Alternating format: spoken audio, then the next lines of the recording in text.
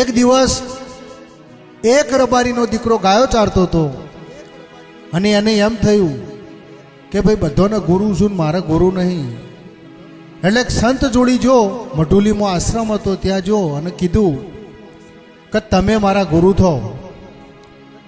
એટલે કે આ રબારી હું તારો ગુરુ થઉં પણ તારી મારી એક શરત, હું તને કૃષ્ણની મૂર્તિ આલું અને ભગવાનની મૂર્તિને તારા કૃષ્ણને ખવડાવીને પછી ખાવાનું.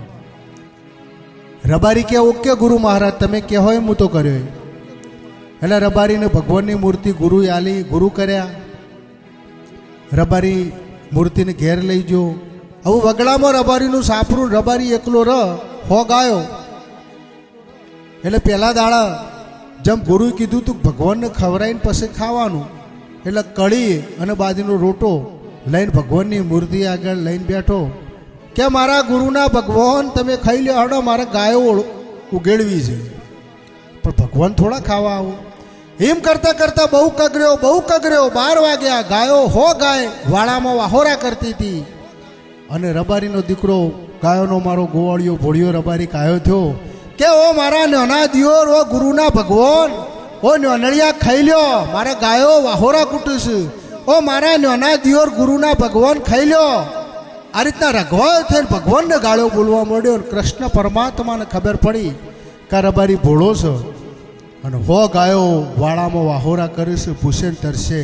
એટલે ભગવાનને એમ થયું કે લાય હું જઈને ખાઈ આવું ને કા રબારી ભોળો છે. જાતે જાત મારો દ્વારકાવાળો આવી અને ખાવા બેઠો. કડીને રોટો દ્વારકાવાળાએ ખાધો. એટલે રબારી દ્વારકાવાળાને ચેવો ઠપકો આલે છે કે ઓ મારા ગુરુના ભગવાન, જો તમે કાલ ટેમસર નહીં આવો તો મજા નહીં આવે, એટલે અત્યારથી તમને કહી દઈશું કાલ ટેમસર આવી જાજો. એટલે બીજો દાડો ઉગ્યો. એટલે મારા દ્વારકાવાળો 11 વાગ્યા અને રબારી કીધું ઓ મારા ગુરુના ભગવાન તમે ખાઈ લો, એટલે હું ખાઈ લઉં, મારા ગાવડો ઉઘેડવા છે.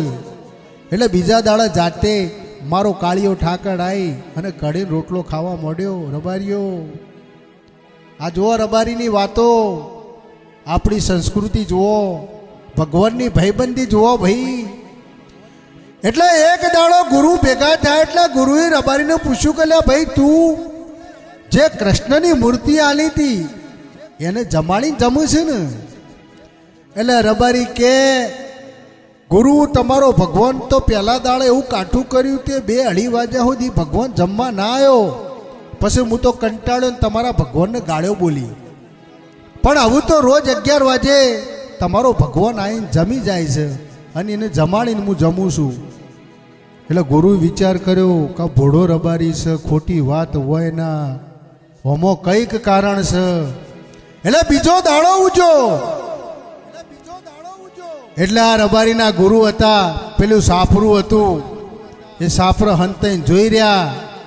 એટલે રબારી ફરી કળી અને બાજરીનો રોટો અને દૂધ મેલ્યું અને કીધું કે હે મારા ગુરુના ભગવાન તમે જમવા આવો. એટલે જાતે જાત મારો કાળિયો ઠાકોર જમવા આવ્યો. આ જોઈને ગુરુની વશમાં પોણી આવ્યો. એટલે ગુરુને થયું કે એક બાજુ ચેલો ઊભો અને એક બાજુ જાતે ભગવાન ઊભો, કિસકો લાગુ પાય. એટલે ગુરુ હર્યું કાઢીને પેલા રબારીના પજે પડી ગયા કે આખી જિંદગી અમે તપ કર્યો, આખી જિંદગી ભગવાનની અમે આરાધના કરી પણ અમને ભગવાન ના મળ્યા. તે રબારી તને ચેલો કર્યો અને તું મારો ભગવાન હંગાથી ભેટો કર્યો.